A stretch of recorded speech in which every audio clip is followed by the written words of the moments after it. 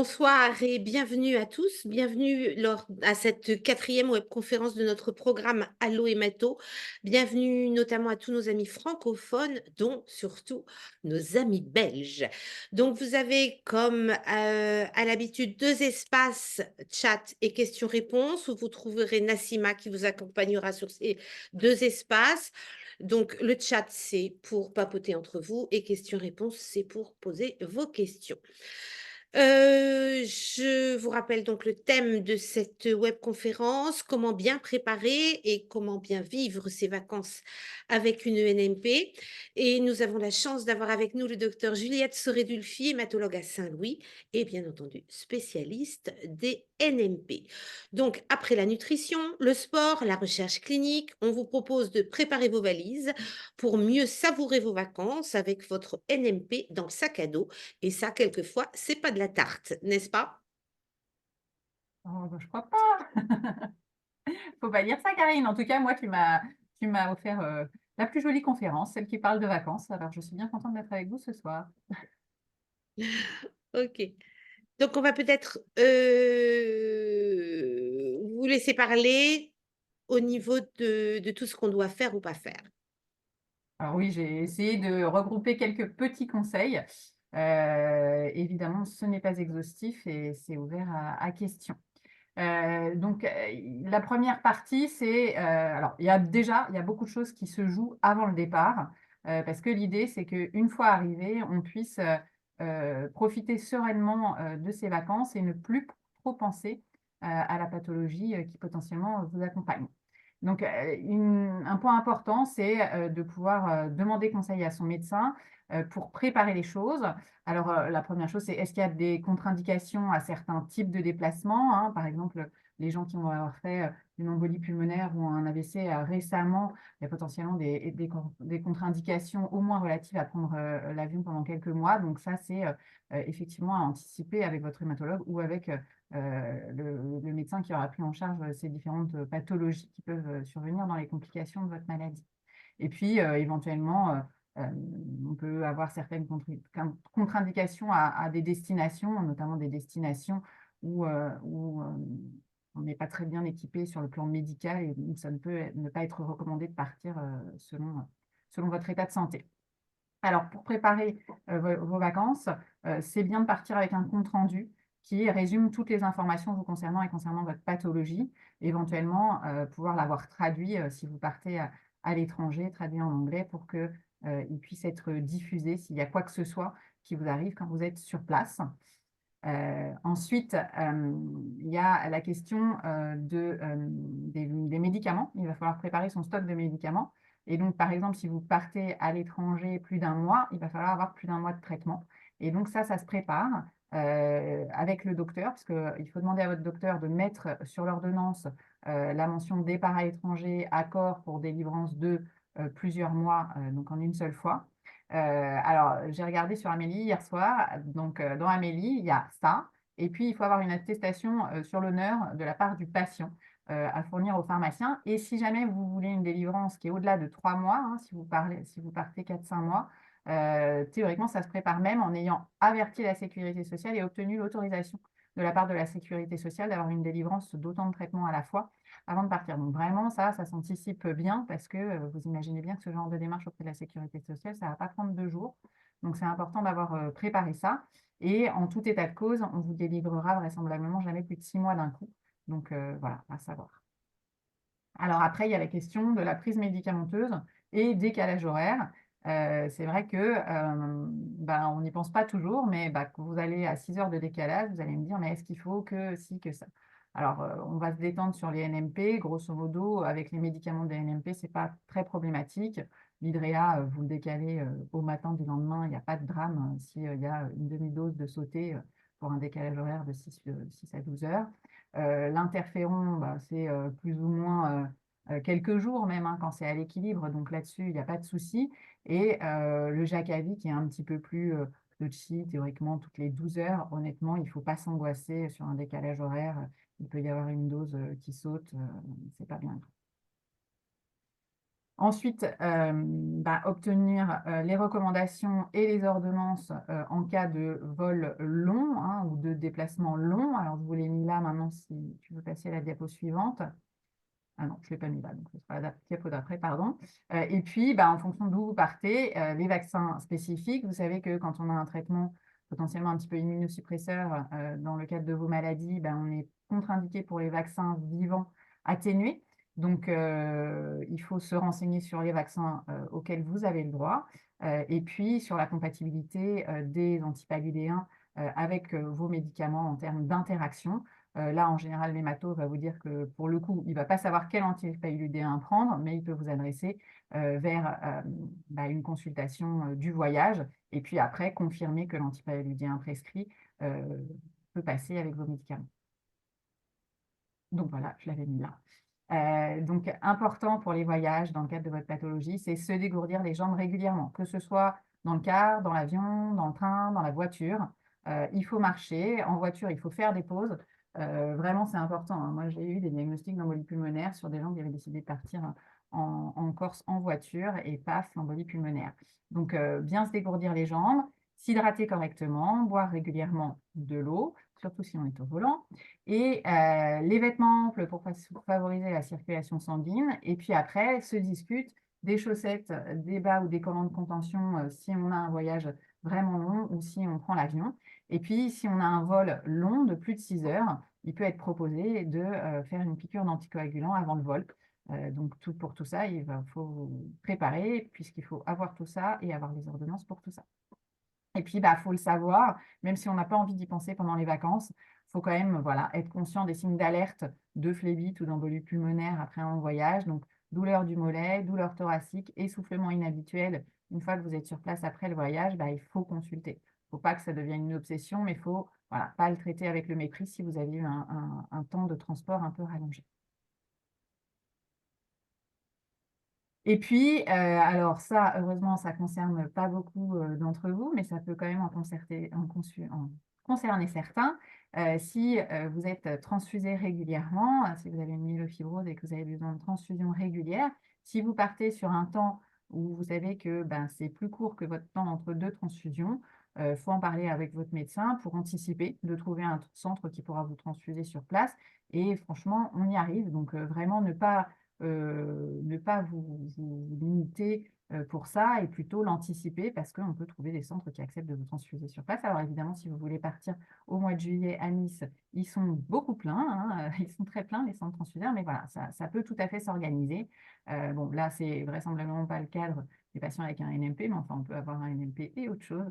Et les gens qui sont dialysés le savent, hein, il y a des dialyses, des centres dialyseurs qui dialysent pendant les vacances, puisque ça, pour le coup, c'est nettement plus fréquent. Donc voilà, on a vu son médecin traitant, son médecin, son hémato. On a pu anticiper tous ces documents qui dépendent de lui et ses conseils qu'il peut vous prodiguer. Après, qu'est-ce qu'on met dans la valise? Donc, on n'oublie pas les comptes rendus qu'il a établis. Ce n'est pas la peine de nous renvoyer un mail 3 jours après en nous disant qu'on est parti sans. Donc, compte rendu et ordonnance dans la valise.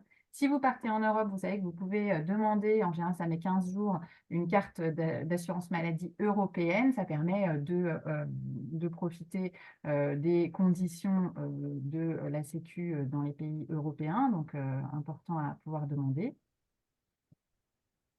Diapo suivante. Évidemment, avoir prévu son stock de médicaments et dans l'idéal, si on le peut par rapport aux ordonnances qu'on a, pouvoir prévoir un petit rable pour le cas où on est bloqué, l'avion ne part pas, les frontières sont bloquées parce que manifestation contre le Front National bientôt sur le retour et avion bloqué, hop, vous avez un petit peu de rab, si c'est possible, c'est quand même intéressant. En prendre une partie dans son bagage à main parce que le bagage en soute peut être perdu si vous prenez l'avion. Donc, ça vous laisse le temps de vous retourner pour reprendre du stock si votre bagage principal a été perdu. Évidemment, pensez aux médicaments qui se gardent au frais. Et là, je pense au Pegasus, même si on n'en a pas beaucoup en ce moment. Un e-voyage dans une petite mallette de transport au frais. Ce qui est pas mal aussi, c'est d'avoir anticipé les coordonnées des services d'urgence à destination, que ce soit en France ou que ce soit connaître les numéros des services d'urgence à l'étranger, pour pas voilà, être pris de court si on a quoi que ce soit sur place là-bas et puis partir sereinement en sachant que ce sera anticipé. Et puis, il y a la question d'opter pour une assurance voyage spécifique. Alors, vous savez qu'avec une maladie chronique, il faut un peu décortiquer les contrats proposés par les assurances de voyage, hein, parce qu'évidemment, c'est blindé de clauses d'exclusion. Donc, à décortiquer avant de signer pour ne pas la prendre pour rien. Et alors, mon petit laïus, n'oubliez pas la crème solaire, même si vous partez au ski, même si vous partez pas très au soleil. Vous savez, en particulier si vous êtes sous hydréa ou sous Jacavie, ce sont des traitements photosensibilisants avec un risque un petit peu majoré de coups de soleil et de complications cutanées au long cours. Donc vraiment, ne jamais oublier votre crème solaire, on ne le redira jamais assez. Et voilà, une fois sur place, l'idée étant de profiter au maximum. Vous pouvez faire un petit repérage des lieux en arrivant, être sûr de savoir où est la pharmacie, savoir où est le médecin, le centre de santé. Adapter un peu votre planning de vacances. Alors là, après, c'est plus vous que moi qui allez savoir, mais pensez à du temps pour se reposer. Voilà, on est là pour profiter. Vous pouvez euh, avoir un planning chargé en activités, mais les vacances, ça fait du bien pour se reposer aussi et c'est important, comme ce sont des maladies qui quand même souvent sont associées à une fatigue chronique. Adaptez votre programme aux conditions climatiques. Je ne vais pas le redire, mais si, je vais le redire, à l'ensoleillement. Ne pas prévoir la randonnée dans un endroit en plein soleil à 16 heures en plein été sans avoir pris chapeau, crème solaire, etc. Et aux températures, voilà, histoire de ne pas avoir un malaise en haut de la montagne. La question des excès de table, on le sait, les vacances, c'est aussi fait pour profiter, faire attention quand même à compatibilité d'alcool et de médicaments. Et puis, quand vous adaptez votre programme, une certaine partie d'entre vous, enfin la majorité d'entre vous, ont au moins un traitement anti-agrégant, si ce n'est un traitement anticoagulant. Et vous savez que malheureusement, il y a quelques plaisirs qui vous sont interdits, notamment des sports où vous risquez de vous blesser. Voilà, je crois que le mot d'ordre, enfin les deux mots d'ordre, et Karine va probablement revenir dessus, c'est d'organiser et d'anticiper. L'idée étant d'avoir l'esprit libre pendant les vacances pour pouvoir en profiter au maximum. Merci Juliette. Alors nous, on a réalisé une petite enquête. On va laisser Pauline nous envoyer les slides. On a réalisé donc une enquête auprès d'une cinquantaine de personnes pour leur demander leurs astuces pour bien vivre les vacances avec la NMP dans le sac à dos.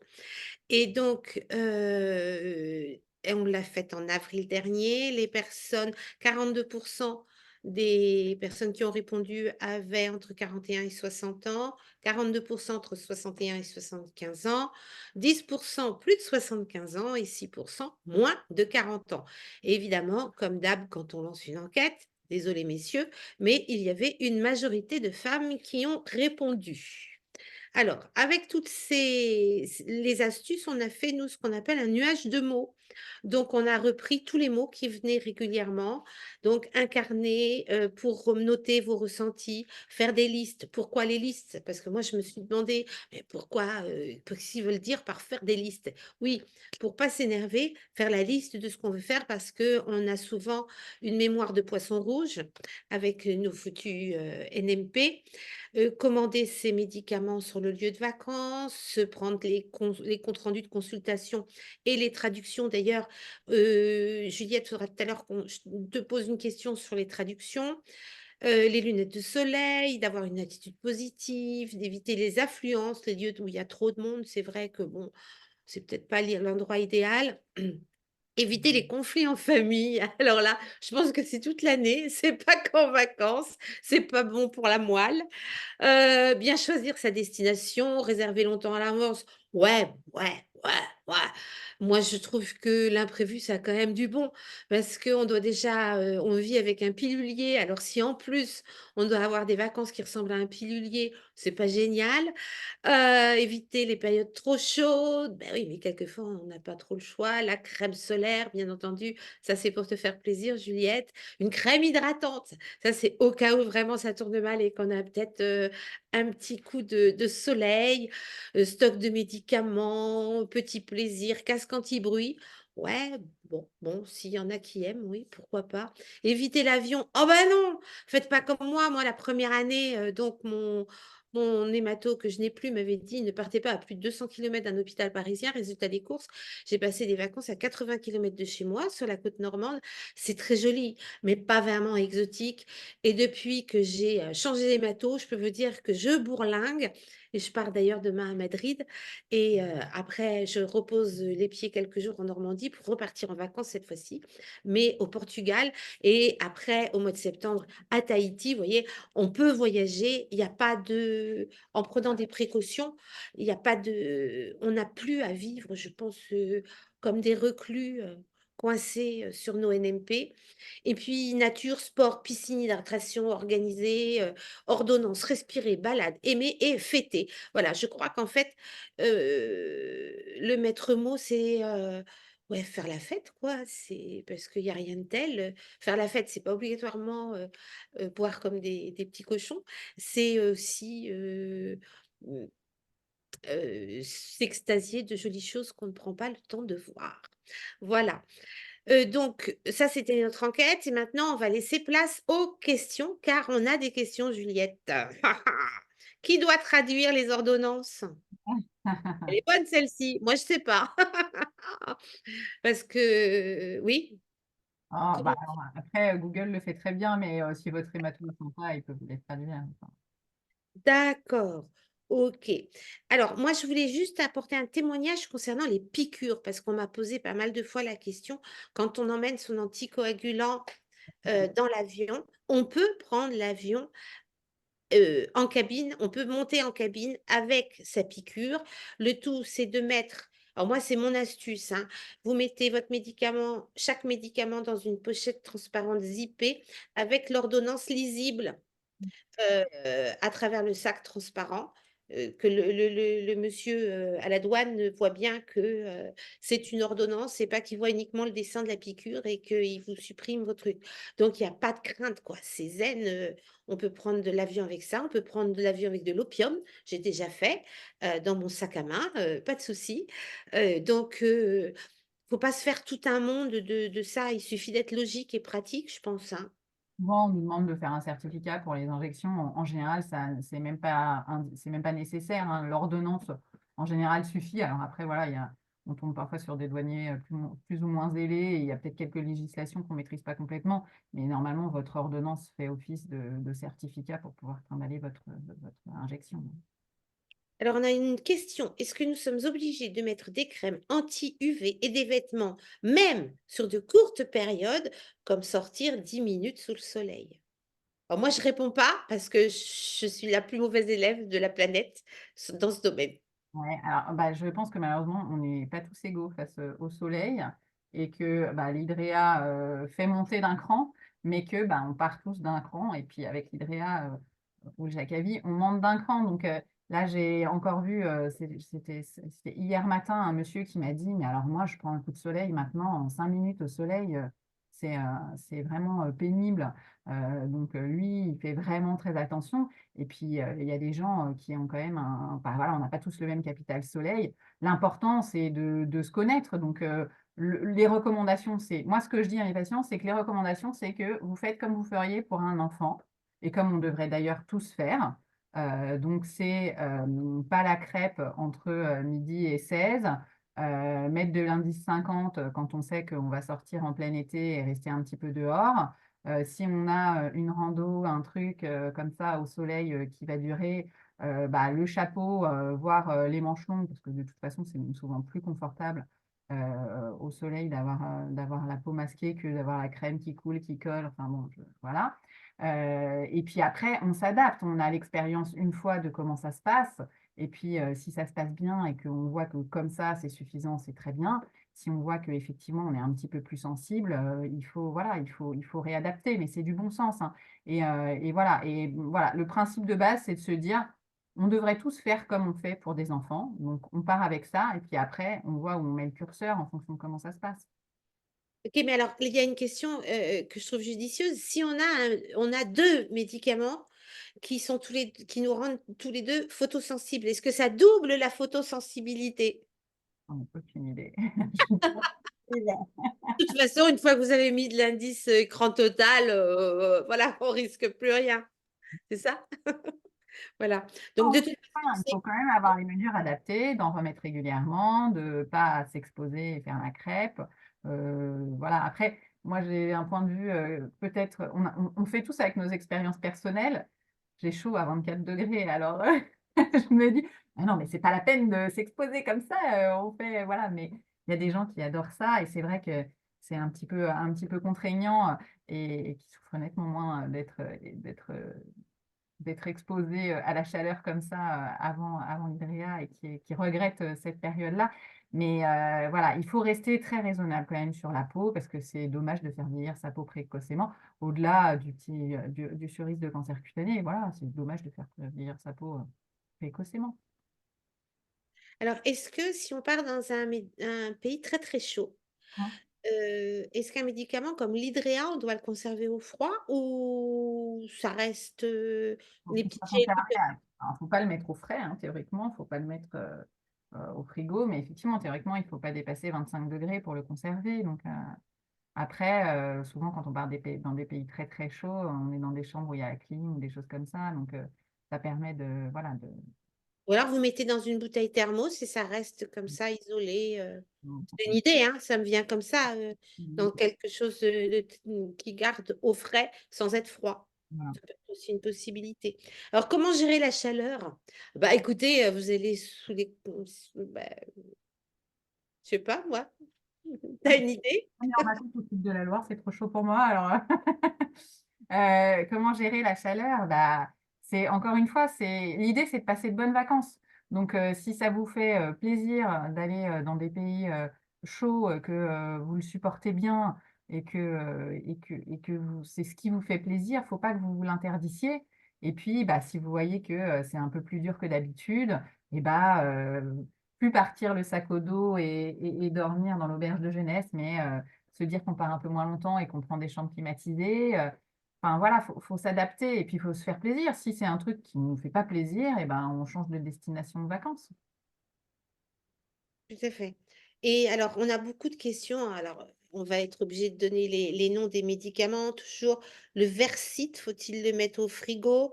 Le Lovenox, doit-il être stocké au frais? Nous partons en itinérance aux États-Unis, dans le désert du Nouveau-Mexique et il va faire chaud. Alors moi, je pars avec Cécile sans problème dans le désert et je porte le petit frigo pour mettre le médicament au frais si besoin. Voilà. Alors le Novenox, c'est le je sais plus, voilà. Et le Versi Velexit, c'est des médicaments qui théoriquement ne se conservent pas au frigidaire, qui se conservent chez nous dans le placard des médicaments. Donc encore une fois, c'est des médicaments qui doivent être conservés à moins de 25 degrés.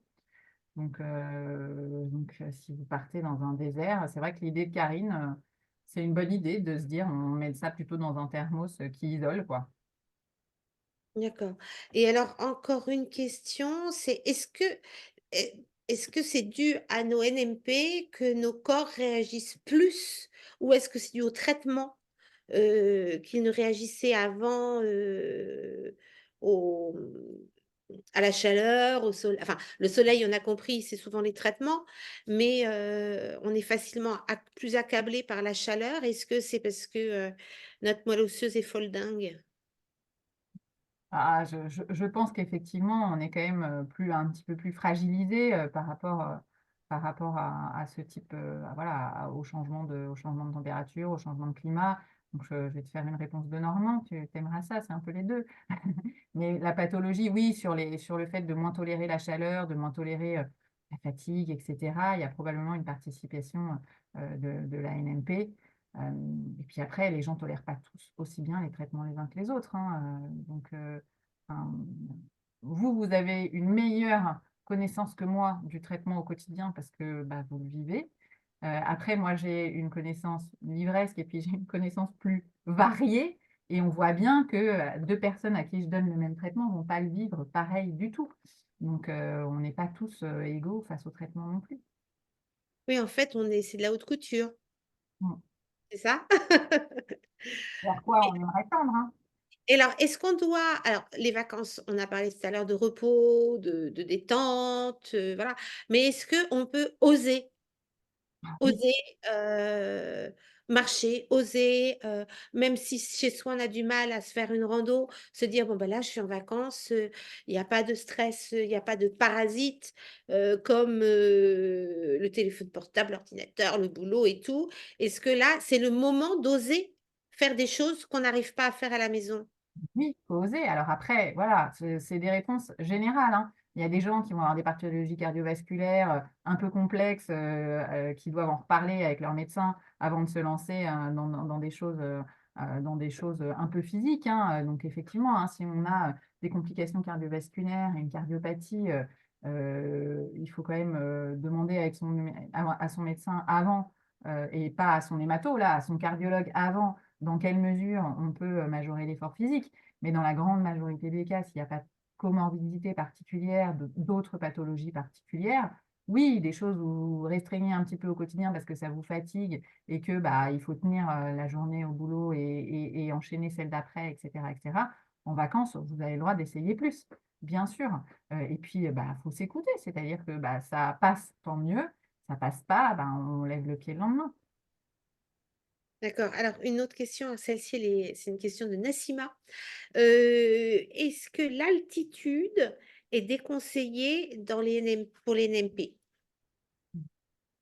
Non, non. Non. On sait que, alors ça dépend ce que vous appelez l'altitude. Euh, c'est pas interdit de voyager en avion. Donc l'altitude pour voyager en avion, c'est pas un problème. Encore une fois, l'avion, ce qui est important, c'est de bouger pendant le voyage. Et puis s'il y a un voyage vraiment de plus de 6 heures, éventuellement se poser la question de faire une piqûre d'anticoagulant. Donc sur ce point de vue de l'altitude, voilà. Après, sur partir en montagne parce qu'on est fanat de randonnée et qu'on aime bien ça, non, non, non. Alors, faut pas, si on n'est pas habitué, comme tout le monde, on y va mollo, parce que moi, vous me mettez à 3 000 mètres et vous me demandez de faire une rando de 20 minutes, voilà, je pense que je suis cuite. Mais il n'y a pas de contre-indication médicale absolue, non. Oui, sauf qu'il faut faire un petit peu plus attention au soleil parce qu'il est souvent, aussi, traître, à la montagne qu'au bord de la plage. Alors, si tu fais mon boulot à ma place, Et alors, oui, alors moi, ce qui m'étonne, c'est, tu disais tout à l'heure l'anticoagulant toutes les 6 heures, si pour les vols de plus de 6 heures. Il y a certains médecins, certains hématologues qui disent pour un vol de plus de 3 heures.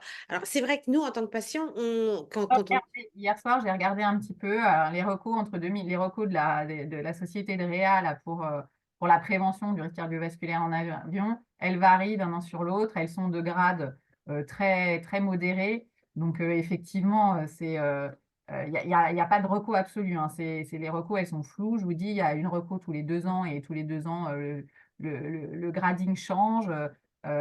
C'était 6 heures, c'est passé à 8, c'est descendu à 7500 km, etc. Donc voilà, c'est des habitudes. Après, c'est une estimation de bon sens qu'on fait autour de ces recos parce elles sont assez labiles. Et je vous dis, j'ai regardé, j'ai jeté un œil hier. Et voilà, moi, souvent, je dis 6 heures. Il y a même des hématos qui vont vous dire que jusqu'à 8 heures, on est tranquille. Enfin voilà, ils ne vont pas s'affoler. Faut faire confiance à ton hémato. Si l'hémato a ses habitudes avec 3 heures, euh, voilà, c'est pas grave. et alors quand on fait un très long voyage, est-ce qu'il vaut mieux faire des escales ou on se fait un vol direct ou ça change rien de toute façon? Alors, je pense que ça ne change rien. D'accord, OK. Les escales, le voyage, il passe de 12 heures à 24 heures. C'est pas non plus le voyage de rêve, vous voyez, ça a d'autres inconvénients. Donc, OK. Alors, est-ce que vous avez une recommandation pour le choix d'une crème solaire indice 50? Il semble qu'elles ne se valent pas toutes. Mmh. non, j'avoue, là-dessus, je ne suis pas une pro. Euh, Ouais. Et tester, puis vous verrez. Si vous êtes inquiet, allez en pharmacie. Et alors, pourquoi malgré la prise d'anticoagulants, on est quand même À à risque? pour une thrombose? Bah, parce que l'anticoagulant, ça fait pas tout. L'anticoagulant, bah, ça prévient la partie de une thrombose, c'est un emballement de la coagulation et de l'activité plaquettaire. Et donc l'anticoagulant, il est efficace sur la partie coagulation, mais par contre, sur la partie activité plaquettaire, votre maladie, elle est là et elle fait que vos plaquettes sont un petit peu hyperactives de manière constitutionnelle et ça, l'anticoagulant ne joue pas dessus. Donc, c'est ce qu'on explique, même au-delà de l'avion, hein, quand on vous dit, ben, on vous met sous aspirine ou sous anticoagulant si vous avez fait une thrombose veineuse pour limiter votre rythme, votre risque, et on ramène votre numération dans la norme, ça diminue votre risque, mais ça ne le ramène pas au risque de la population générale, parce que malgré tout, vos cellules, elles sont porteuses de la mutation de JAK2 et elles ne sont pas complètement normales, elles sont un peu hyperactivées, hypercoagulantes. Donc, on n'arrive pas à ramener complètement le risque à un risque normal. OK. Donc en fait, on est toujours avec cette épée de Damoclès, quoi qu'il en soit, au-dessus de la tête. Il y a un sur-risque par rapport à la population générale, même chez les gens bien traités et bien contrôlés. Et alors, quid du sauna? Ça, c'est pour, ceux qui veulent partir en vacances, tout dans le Grand Nord, aller voir les aurores boréales qu'on a ratées en France. Mais quelle idée, le sauna.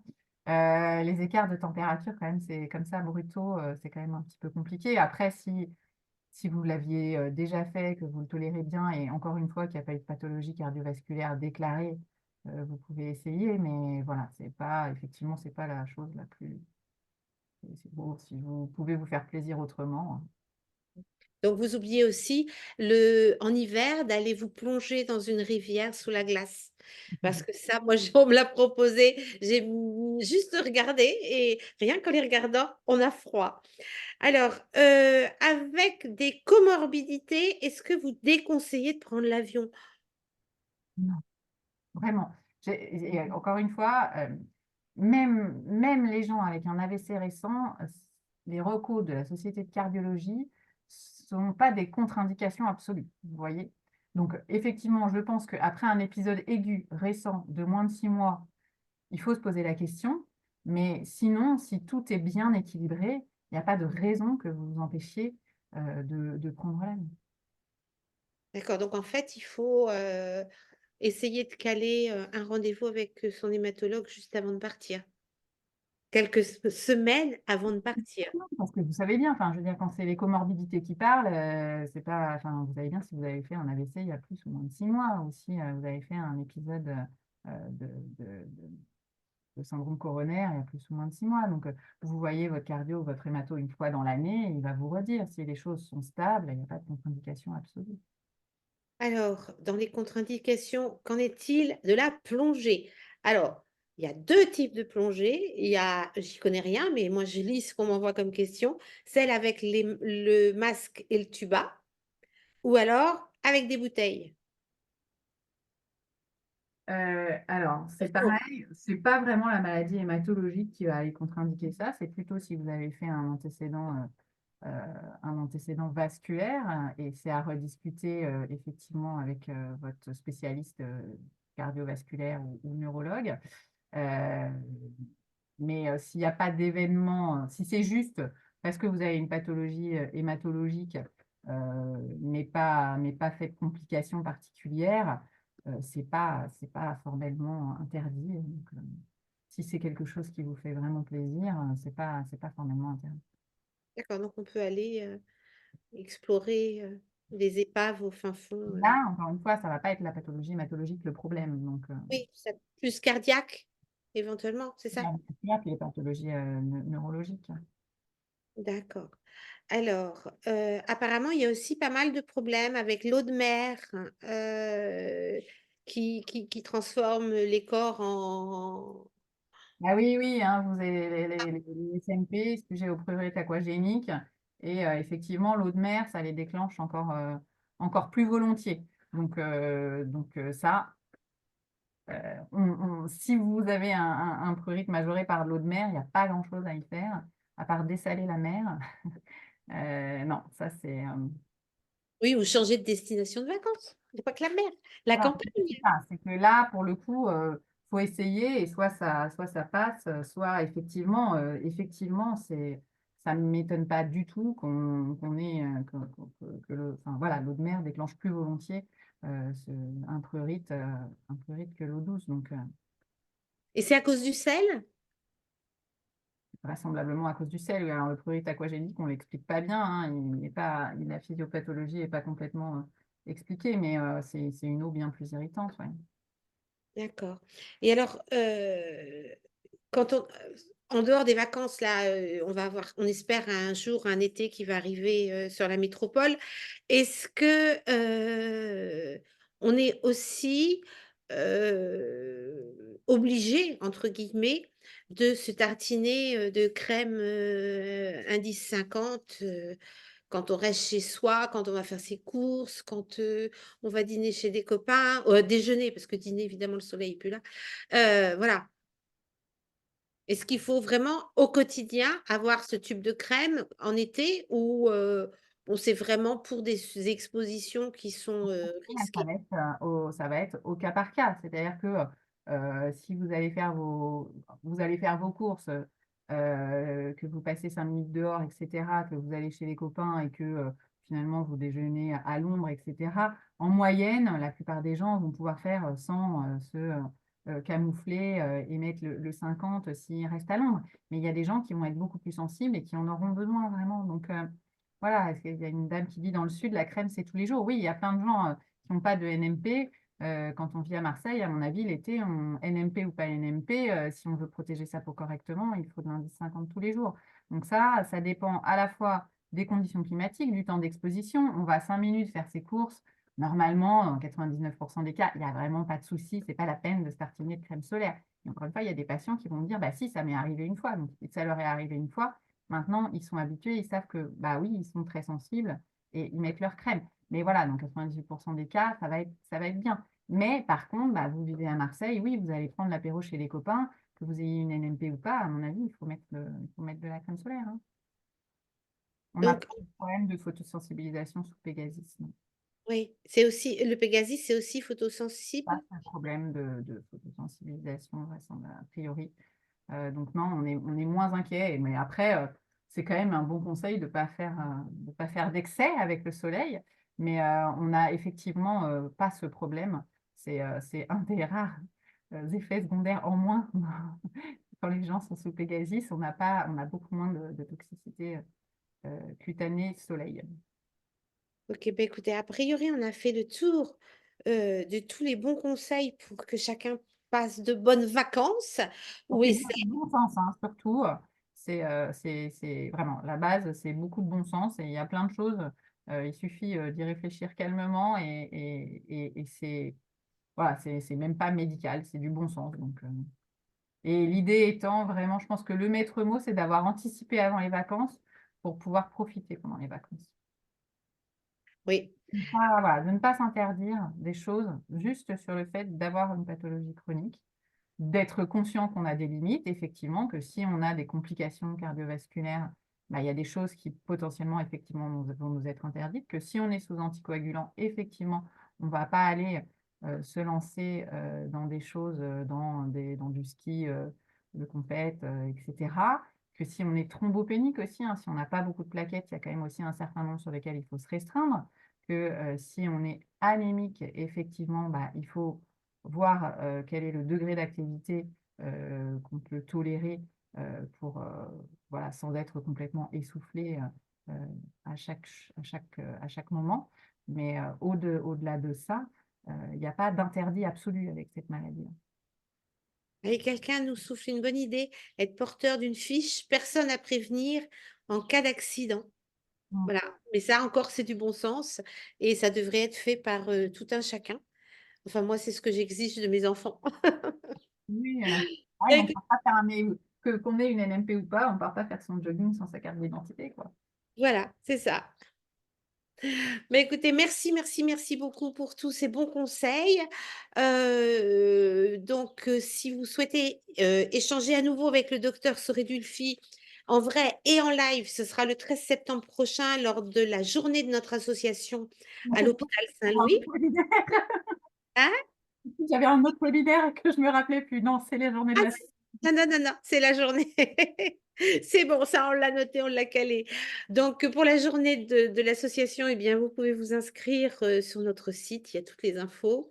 Je remercie aussi nos soutiens institutionnels, Novartis et BMS. Je remercie les incontournables, couteaux suisses que sont Nassima et Pauline. Et puis la prochaine conférence web conférence, elle aura lieu en septembre. On vous donnera toutes les infos pratiques et les sujets en temps et en heure, bien entendu. À la fin de cette webconférence, vous allez avoir une enquête qui va s'ouvrir sur votre ordinateur ou votre téléphone.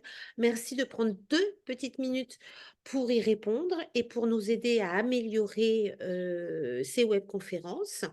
Et puis, avec un petit peu d'avance, bonnes vacances à tous.